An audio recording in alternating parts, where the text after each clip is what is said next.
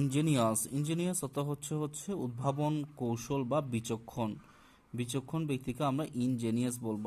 INGENIOUS, engineers অর্থ হচ্ছে উদ্ভাবন কৌশল বা বিচক্ষণকে আমরা ইঞ্জিনিয়াস বলবো। ইনেনি অর্থ হচ্ছে অসার বা নিঃস্ব বা তুচ্ছ।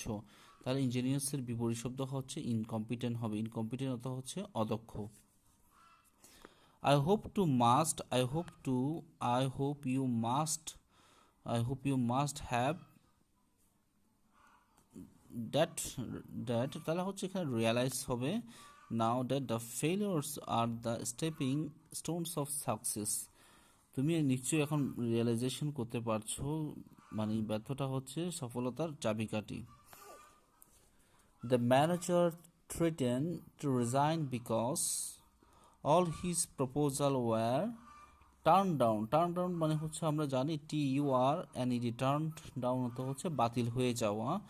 বাই হিজ সুপিরিয়র, যখন তার ম্যানেজার মানে তার বস যখন তার সকল প্রজেক্ট বাতিল করলো, সে রিজাইন করার থ্রেটেন করলো যে আমি চাকরি ছেড়ে দিব। ডিস ইন্টার, আমরা বানানটি খেয়াল করি, DISINTER। ডিস ইন্টার অর্থ হচ্ছে কবর থেকে তোলা। ডিস ইন্টার অর্থ হচ্ছে কবর থেকে তোলা। এটা সিনোনিম হবে আনআর্থ। আনআর্থ অর্থ হচ্ছে কবর থেকে তোলা। এনিগমা, এনিগমা অর্থ হচ্ছে বিভ্রান্তকর ব্যক্তি বা প্রশ্ন। কাউকে কোনো কিছু বিভ্রান্তকর প্রশ্ন করলে আমরা বলবো তাকে এনিগমা। এনিগমা, তার এটা সমার্থক শব্দ হবে পাজল। তারপর হচ্ছে ক্রিস, CRES, ক্রিস অর্থ হচ্ছে কাপড় বা কাপড়ের পরা ভাঁজের দাগ। এই যে ক্রিস, ফোল্ডিং, ফোল্ডিং অর্থ হচ্ছে ভাঁজ। ফোল্ডিং অর্থ হচ্ছে তাহলে হচ্ছে কোনো কিছু ভাঁজ করলে এর বিপরীত শব্দ হচ্ছে ভাঁজের দাগ পড়ে, তাই তো? ওকে, সো আমরা একটু দেখি তাহলে এটা হবে আপনার খেয়াল করেন সেরেশন। সেরেশন অর্থ হচ্ছে খাঁজ কাটা। সেরেশন অর্থ হচ্ছে খাঁজ কাটা। তারপর হচ্ছে চুলে ব্রেডিং, BRAIDIN, ব্রেডিং অর্থ হচ্ছে চুলে বেনি করা। তাহলে এটা হচ্ছে আমরা যদি সিনোনিমটা ক্রিস, ক্রিস অর্থ হচ্ছে কাপড়ে কোনো কিছু, CREAS, ক্রিস অর্থ হচ্ছে কাপড়ে কোনো কিছু ভাঁজ পড়লে তাকে আমরা ক্রিস বলবো। ফোল্ডিং অর্থ হচ্ছে ভাঁজ করা।